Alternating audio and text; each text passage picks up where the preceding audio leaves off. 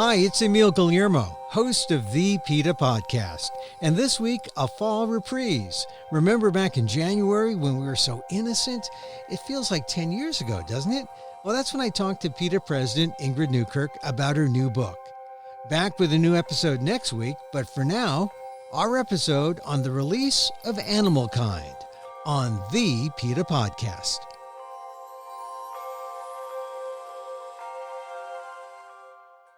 A new year, a new book from PETA President Ingrid Newkirk. We'll get the inside scoop on Animalkind, her new book co-authored with Gene Stone.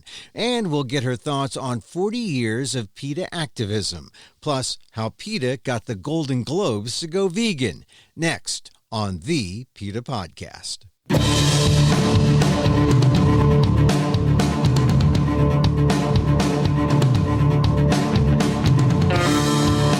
Welcome to the PETA Podcast. I'm Emil Guillermo, your host for this behind-the-scenes look at PETA, the largest animal rights organization in the world. Here we talk to the key players at PETA and the movement and ask them about how animal rights change their lives and how they stay motivated to make the world a better place for the animals. On today's episode, President Ingrid Newkirk, that's PETA President Ingrid Newkirk, on the message behind her new book, Animalkind.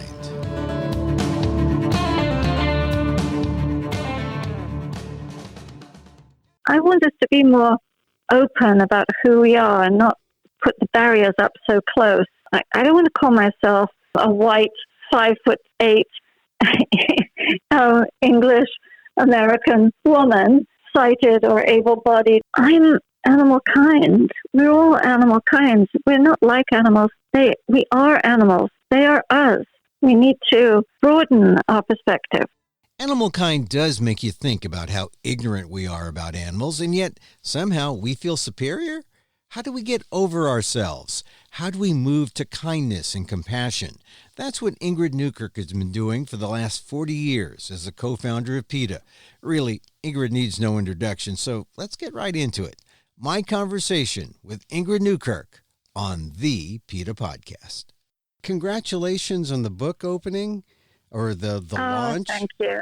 We had it last night at Barnes & Noble in Manhattan. Yeah. And people were excited and jumping up and down and ready to go out and be activists. So some of them were already super activists, so it was exciting.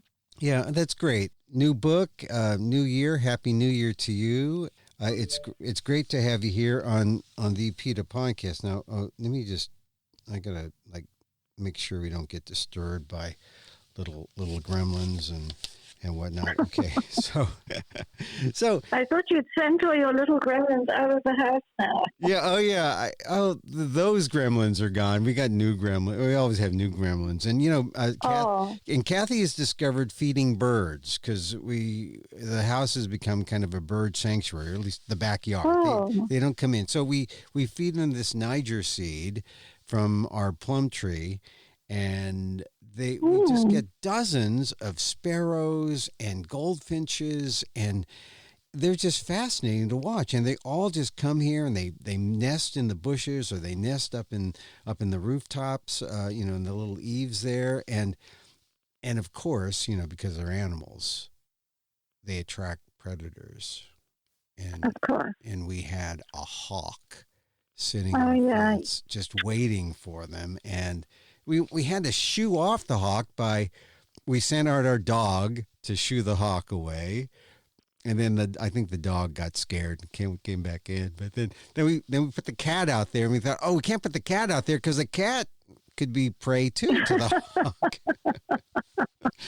Yeah, I have the same problem, Norfolk and DC, and we've had to shift our feeding areas to an area where there isn't a direct attack line, so that it's obstructed by branches of trees and what have you. Because if he can make a beeline straight for where they're feeding, they're goners. He's going to pick some off. But if we can put it where the building juts out or something, then he can't do that. So it's a strategic intervention in the animal kingdom. We're all in it, and we have to make sure that we all coexist and have a little détente when necessary, right?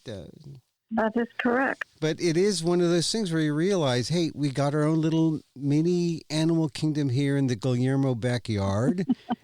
and then I get your book, Animalkind, Remarkable Discoveries About Animals and the Remarkable Ways We Can Be Kind to Them.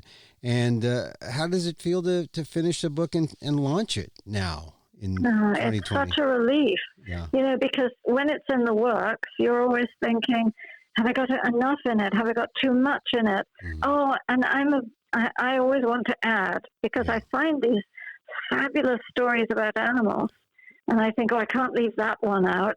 And that means I really have to take something out.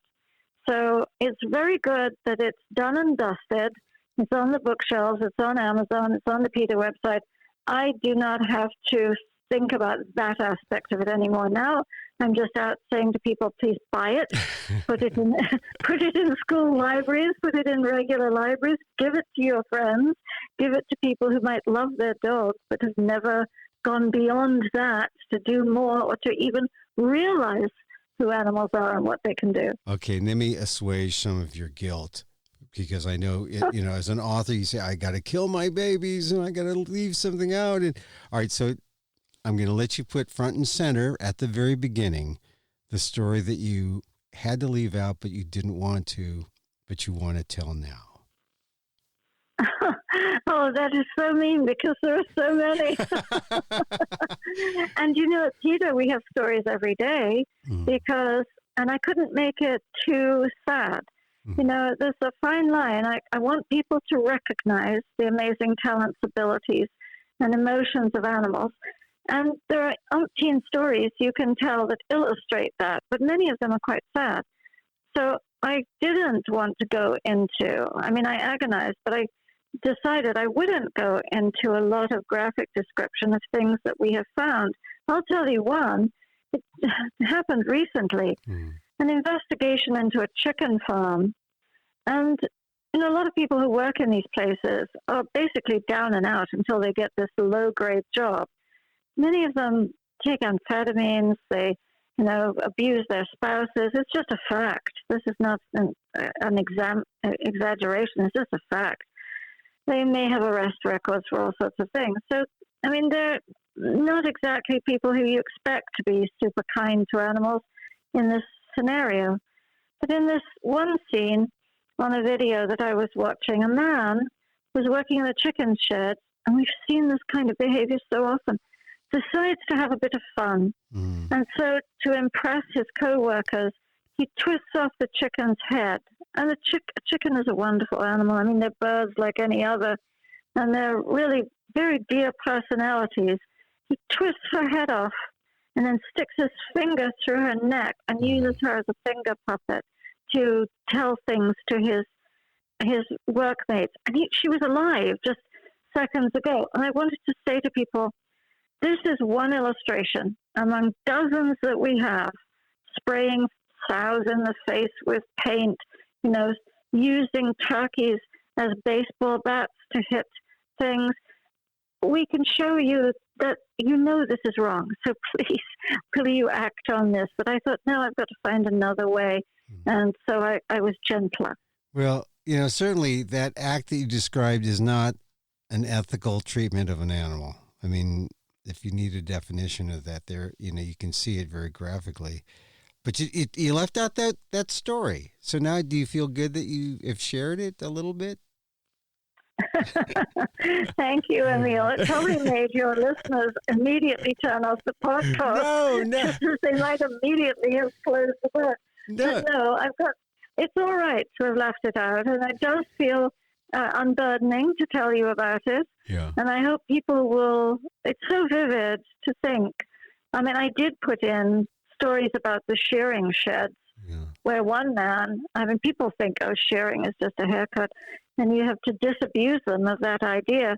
In one scene of one of the undercover videos of ours, there's a ram, this beautiful ram with fabulous horns, and he's afraid because he's a prey animal, and he's being held down by the shearers, who are quickly going through to get as much money as they can in the shortest possible time.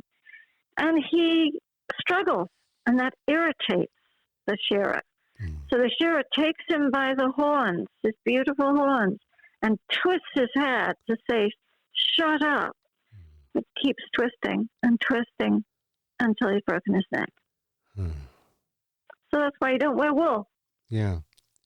All these acts, these violent acts, these guys do it, and they're guys, right? I mean, I suppose. Usually, yeah. I mean, women can do it too, but these are guys, and it's because it's brute force. It's like, I'm the king of the animal kingdom, right? That kind of thing. It's that mindset.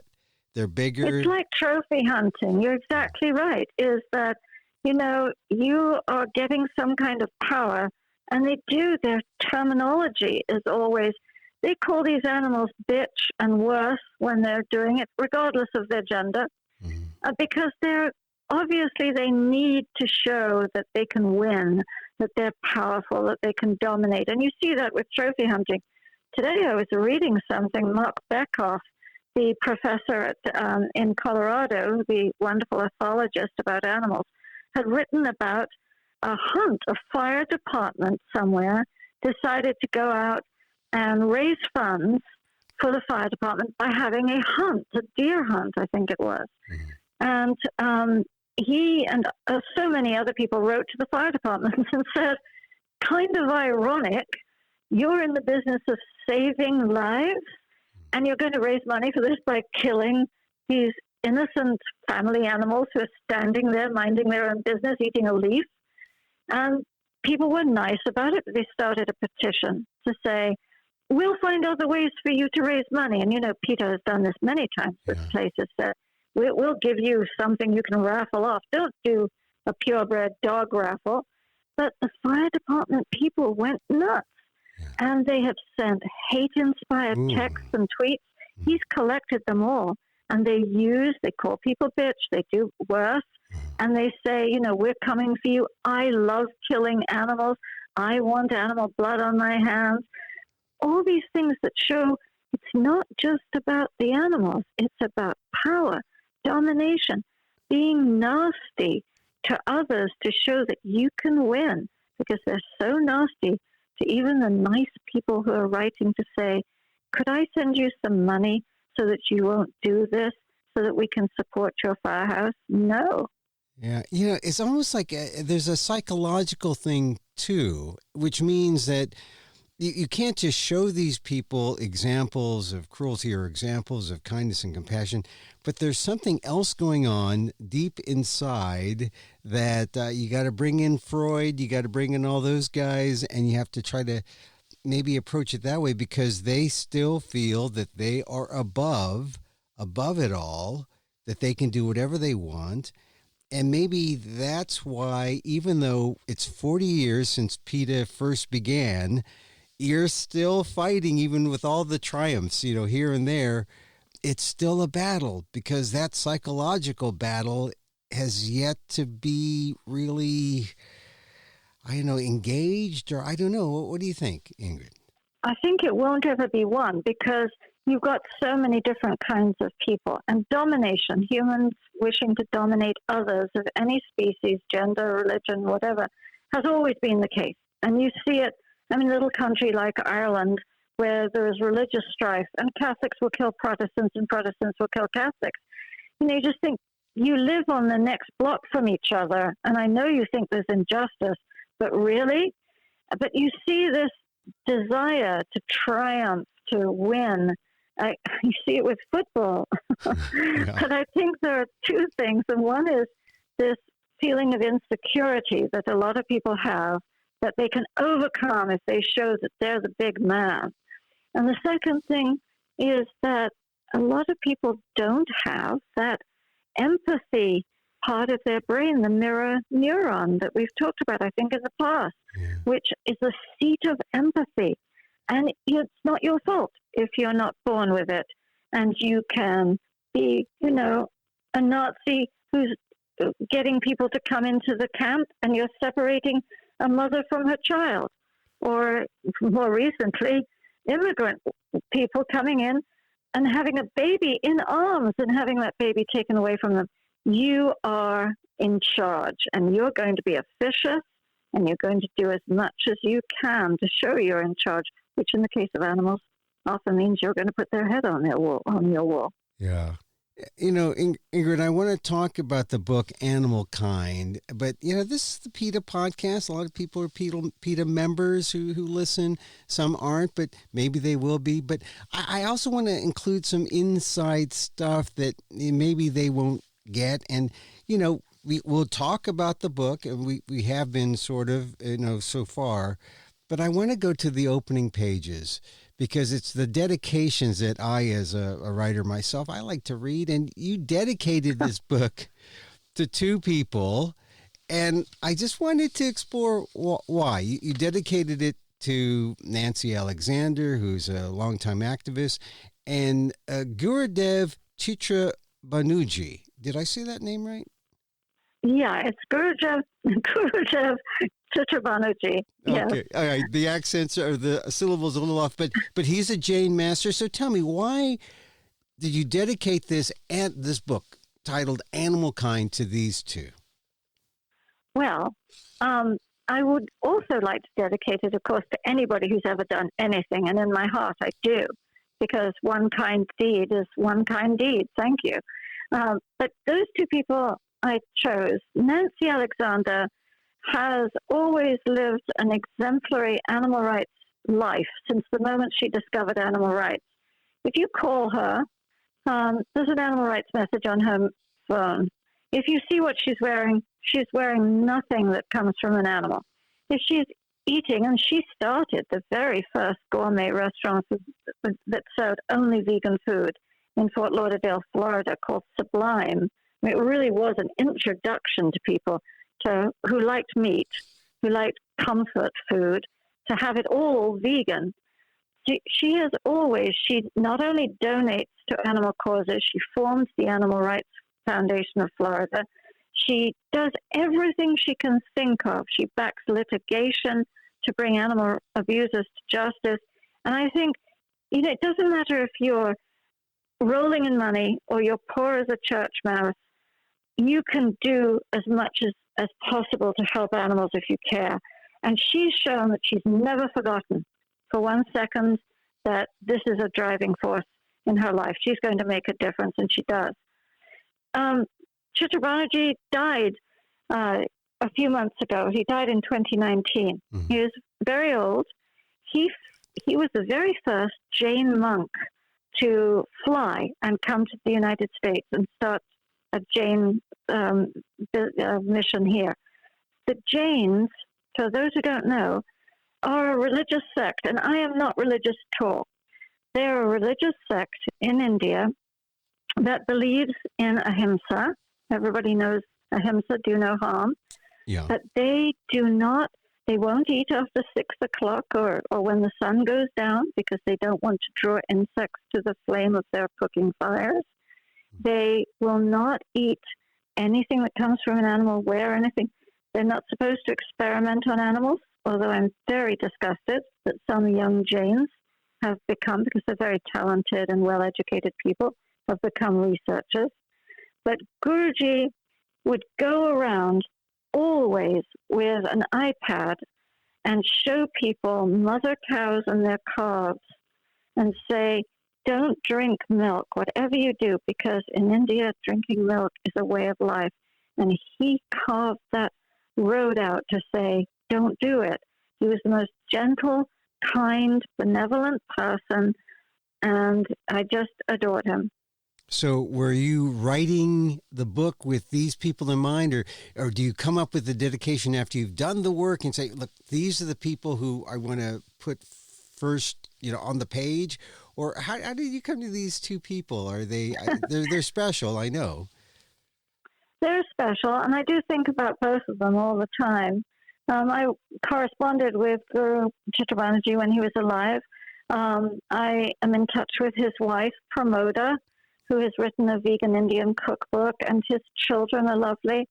So he's on my mind. They're on my mind, that family. And Nancy's always on my mind because she's vigorously, vitally involved in so much that we do. She helped us with, for example, getting another spay and neuter clinic. We've got 4 mobile clinics, and one came from her. She just doesn't like waste. She likes frugality, and she likes people to spend their money on animals. So they're on my mind. But at the end of the process, when I had to sit down and think, who am I going to dedicate this book to, I thought, you two. Yeah, yeah. And do you have an ideal person that you write to, an ideal audience member, a person who is woke, as they say, or a person who is wanting to be woke? Who is the ideal reader? I may not be as woke as I'm supposed to be. After I wrote the book, I thought, in it, I say he and she, and I should say they. Uh-oh. Oh, so yeah. Forgive me if anybody super woke finds an error in my woke education. No, it's not written for anybody who is like a purist, super vegan. Definitely not. It's really written for people who are kind, but really want to know more and want to know more ways to help, and people who are interested in animals but really don't know all the wonderful ways in which animals behave in life. And so since I collect all that information, and I found it fascinating, I thought other people would find it fascinating too. And once they know who animals are, even if they've only loved their dog or their cat at home until that point, they might make some changes which will really reduce suffering for animals. They might be surprised, even investments that they could make that would make a difference for them and the animals. Yeah. Now, I want to get into the book, but what you said reminds me of something that a person close to me, I love their family. We were talking one day recently, and one members of the family said, I like animals, but I guess I'm just not an animal person, because she eats meat, and she, didn't really mind that her daughter took the dog off with her and left them without the dog. This idea that, I guess I'm not an animal person. It's infuriating, isn't it? Because, you don't have to be a people person to know that you shouldn't do awful things to human beings. I remember years ago being struck by Princess Anne was made a patron of the Royal Society for the Protection of Children, or the Prevention of Cruelty to Children. I can't remember which it is. And somebody said, but you don't really like children, do you? And Princess Anne said, it's a fabulous thing. She said, you don't have to like children to know that you shouldn't be cruel to them. Yeah. Isn't that all it is? You don't have to go gaga about animals or call them your fur babies or this kind of stuff. You just have to be respectful and not be a supremacist and a mean bully to them, and really realize that unless you are totally blind to emotion, they have emotions. Just as you see a child crying or you see a person looking sad, you should be able to read the expression, body posture, the facial expression on animals, or empathize with them if something is going wrong and do something about it if you have the power to. All right, let's talk about Animalkind and the title, the book. Animalkind, Remarkable Discoveries About Animals and the Remarkable Ways We Can Be Kind to Them. Animalkind, how did you coin that phrase? Or did it exist before you coined it? It probably did. I don't know. It just is always, I think of people as wanting to be kind. That's one thing. So the word kind is big in my mind, in my vocabulary. Making Kind Choices was a book that I wrote earlier. And of course, people call us humankind or mankind. But I think we are more properly animal kind. It irritates me that I have to identify as English or American or a woman, or it's just so reducing. In my book, it's not that book, but in my mind, it's reducing us. I want us to be more open about who we are and not put the barriers up so close.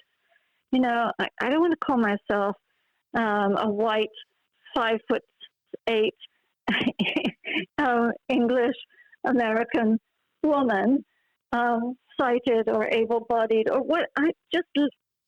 I'm animal kind. We're all animal kinds. We're not like animals. We are animals. They are us. We need to broaden our perspective. And by animal kind, like we're like the human kind, we're kind of like animals. We're kind to the animals. We're like as an identity thing. We're not humankind. We're animal kind. That's it. And while we're animal kind, we need to be kind to them. The sense that I get from the book is that it breaks down into this remarkable discoveries about animals, meaning we don't know a lot about animals, do we? We have a lot of ignorance about animals, right? Even animal people, if you will, don't know a lot about animals. We think we do. But every day there's something new and really revolutionary for us to grasp about animals. I thought I knew a lot about elephants. And when I was going through my files and looking at new information coming in, I realized there were things I didn't know. I didn't know that they have a gene, they have more genes devoted to smell, to scent, than any other animal. And I didn't know that. Of course, they've got this enormous schnoz, this massive trunk, and so you could theorize that they might. But I thought it was the dog, because I'd written a book about dogs. And dogs have, 100 times the scent ability of humans, which is why you can never eat in front of your dog. It's absolutely cruel. And why you can never drag them along when they're on a walk, because they're smelling the news. Yeah. But elephants actually have an even greater sense of smell. And their trunk is so versatile. Emil, they can use the tip of their trunk the way we would use a finger and forefinger and thumb to pick up a tiny leaf. And I didn't realize, even though I knew they swam and that they used that trunk as a snorkel, I didn't realize that left to their own devices, if they're in Sri Lanka, for example, and they are able to be near an ocean and in the sea and not bothered, not in chains, they will joyously jump into the sea and swim and swim and swim just for fun. Yeah, so we should have drug sniffing elephants instead of dogs. You're saying? Yes, except we shouldn't, because the now is, and I mentioned this in the book.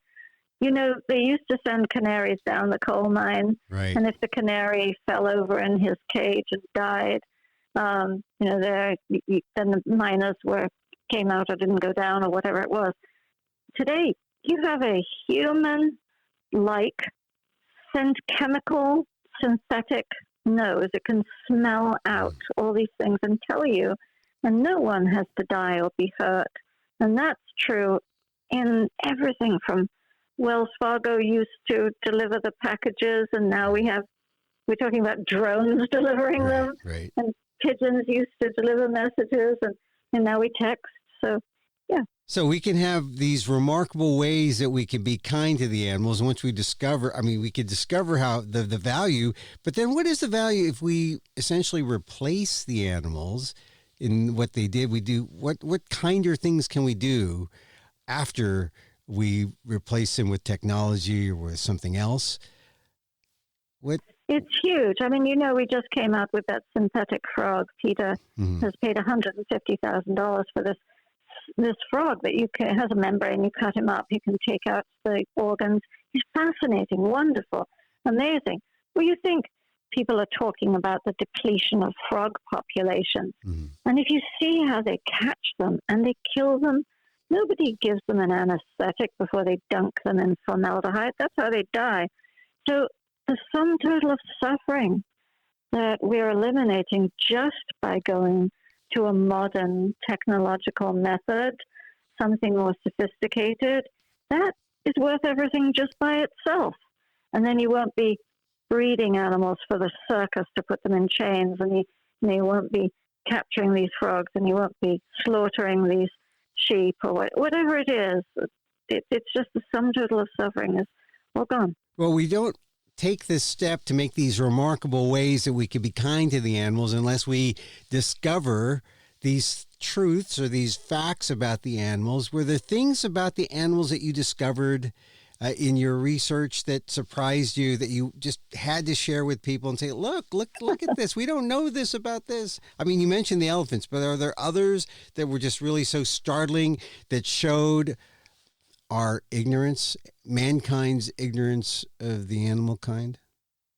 Oh, there were tons of them, Emil, just tons of them. One thing that I did put in the book, and I can't tell you too much of what's in the book, or nobody will buy it. Of course. We're not the Cliff Notes for your book now. But there was one thing, people often just don't pay any attention to snails. And if you look on the internet, there are all these ways in which you can poison snails and have them die badly because they're annoying, they're in your garden. Well, there's an African giant snail who's bigger than a chihuahua. He's massive. You can hold him in your arms. And they do things like, if they know that you're harmless, that you aren't hurting them, they will put their heads out. You can give them a shower, and they'll appreciate it. They'll do their little horns, the two little horns they have on their heads. But that may sound too soppy for people, so I'll tell you this fact. Well, yeah, go ahead. If you take a garden snail, so-called, away from his home, or I should say their home, and in that case, that's absolutely right because they're hermaphrodite, you take them away from their home, and I'm not recommending this, it may take a year or 2 years to come back, but they will do their best to come home at the rate of 0.029 miles an hour. Wow. They know it's their home. And snakes do the same thing. Snakes try to come home. That's, you love your home, and they were taken away. They don't know where they are, and they have such amazing homing instincts that Ingrid, they will try to come home. See, Ingrid, the animals are smarter than we are, and we are dumber than the animals, right? I mean, I hate to agree with you, but I will agree with you in so many ways. I mean, the average human being says, well, we put a man on the moon. No, you didn't. You did not put a man on the moon, and you couldn't. And we say, well, we invented No, you didn't invent the internet. You don't even know how the telephone works. You can't make a car. Certain people who have studied hard have come up with things and have been brilliant and have done things good and bad. But the average run-of-the-mill, everyday snail has a navigational ability that supersedes ours. And if you go to the airport, this drives me insane. There are fast food places, restaurants. You can't get to your gate for things that you need to eat. You get on the plane, they give you a snack, and then they ask you to buy food. This little tiny bird called the godwit from New Zealand flies 7,000 miles without stopping for a drop of water or a bite to eat. Now, doesn't have a GPS, doesn't have a map or anyone to ask. Tell me who is superior to whom. Well, that's the thing. They're proportionate to their size. They have this brilliance, and yet dumb man, right, sees himself as superior. You mentioned a word earlier, this idea of supremacy, and there really is a link to this idea of all the isms, racism, ageism, speciesism. We feel superior, right? Or one person, one entity feels superior to the other, and then we claim our dominion. We invent reasons. I mean, part of it is ignorance, isn't it? Is that we don't know all these things about animals. We just grown up, some of us just thinking, oh, it's an animal. What are they here for? To make a pair of shoes? So part of it's just bone ignorance. Yeah. Others part is arrogance. Other part is lack of empathy. But you know what? And I'm really strong with this in Animalkind, the book. I'm just saying, there are so many more of us that do care, even if we care just a little bit. And if everybody who cares a little bit, and those of us who care a lot, get cracking and do something, think of opportunities every day that you have to put out a vegan starter kit somewhere, or to tack up something on a bulletin board, or to just say something to someone very nicely about, oh, I noticed you've got those shoes. I just got these fabulous ones from Tom's. They're totally vegan. I couldn't believe it. Whatever you say. Is your child in school? Do they dissect there? Because there's the sin frog thing I just heard about. You can cook for people. You can help people make this life change that makes all the difference in the world for animals. But we have to be that driving force, what Cleveland Amory used to call the army of the kind. Yeah. Ingrid, I really appreciate your time. I just have a few more questions. And one is just popped up in the news of late. People may have seen it on TV, but they didn't see what people ate. But it was the Golden Globes. They may be talking about Ricky Gervais, but there was a lot of conversation about the vegan food that was on the menu, and it was not an option. And I know PETA had something to do with that. Well, we did talk to Joaquin Phoenix, who is our Person of the Year. Yeah. Bless his heart. He's been vegan since he was a little boy and saw, with his brothers and sisters, he saw a fish being killed, and he couldn't understand why anyone was killing this little being. So he petitioned, he asked Golden Globes, and of course he was a nominee and won, for them to go vegan. And at first they said, no. They could go vegan except for fish. And a lot of people say that. Yeah. Because a fish looks so different from us. But a fish has emotions. Fish decorate their dens. They protect their children. They have memories. It's been shown that they can remember something for up to 7 years. Yeah. And they do all sorts of things. Anyhow, he said, no, that was the very animal that made me vegan. You can't serve fish. And he pushed, and they listened, and they made a fabulous, fantastic vegan meal that everybody raved about. By the way, Ricky Gervais is vegan too. Yeah, and so what if this was a non-vegan, there was no options. It was vegan or nothing. Right. Isn't that the ideal world, right? Vegan or nothing? Absolutely. It's like saying, should we have a rape-free culture, or should we have mostly rape? But if you want to perform a rape, then you go ahead. That's your option. It's your choice. Yeah, just 1% rape or 2%, but exactly. It's violence. Yeah. It's using others against their will. It's being violent to them, and it's even slaughtering them. So why would you cut someone some slack and go, oh, I know, you really wanted that, so go on then. Take her pants down. No. Yeah.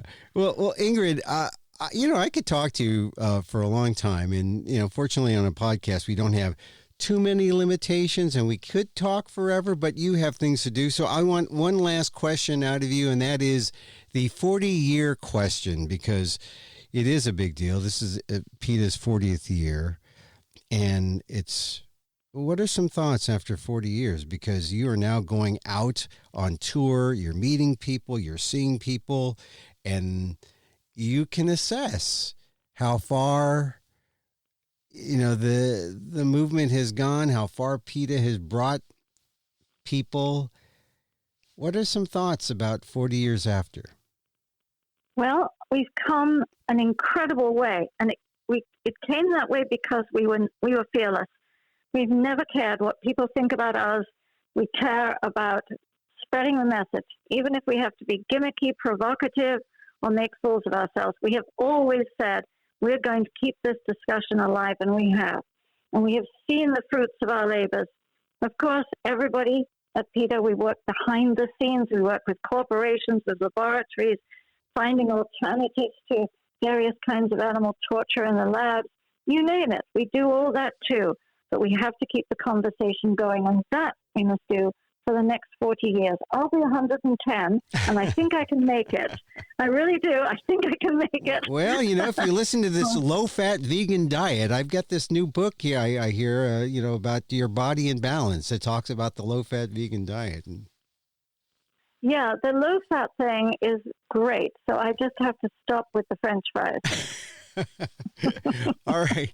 Ingrid, I thank you for the book, Animalkind, Remarkable Discoveries About Animals and the Remarkable Ways We Could Be Kind to Them. And I thank you for just being the head of PETA and for allowing me to do this PETA podcast and to let people know about all the things that PETA is doing. A million thanks to you too, Emil. All the best. You know what I was thinking? No, what I was thinking is this idea of racism and speciesism, and the things they do to animals are the same thing. The supremacy idea. That there's a connection between racism and speciesism, and it's the same thing, same principle. And what do you say to people who say, "Oh no, I'm a human. I'm not," because I think I sometimes feel like an animal in the sense that if they, I don't have a voice, they don't see me. Yeah. I could be a dog or I could be a Filipino. It's Yeah. When I was when my father lived in colonized Philippines, he was the same way. Really, I know. So it's that sort of brought me further along because I was a selfish vegetarian where my heart disease, my high blood, all that stuff, thinking about me. And Kathy was the one who was ethical and, thinking about the animals. And I was like the woman I was talking about earlier who said, "Oh, I'm not an animal person, really." But in 30 years, I've become an animal person. It's great. I think it opens your mind up to hear arguments, and your brain, tosses them around like a pinball machine, and some of them go down the hole, and you think that's right. Yeah. We just have to broaden our circle of compassion. We just have to not be so selfish.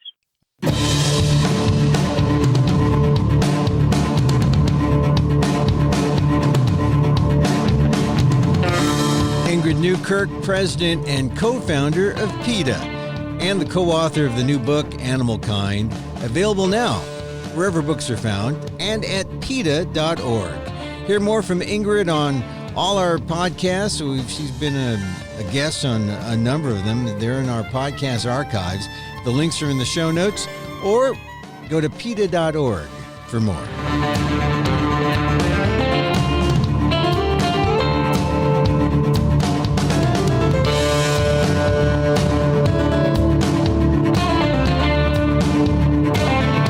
That's our program. Hey, you can contact us at PETA.org. You can find me on Twitter at Emil Amok, that's EMILAMOK, or on ALDEF, the Asian American Legal Defense and Education Fund, ALDEF, AALDEF.org/blog, or my website, amok.com, AMOK.com. Incidentally, I'm doing my new one-man show, Emil Amok, Married to PETA. Of all things, Married to PETA and other love stories. It's my own animal kingdom journey. It's in San Francisco, Potrero Stage, February 1st. That's a Groundhog's Day Eve, February 1st, and 6th, just 2 shows.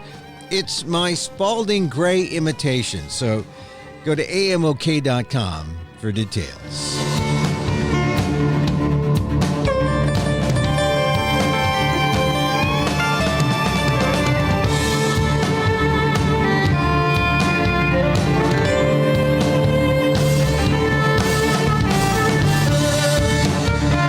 Once again, thank you for listening. Check out all our episodes on Apple Podcasts, where you can rate and review the show.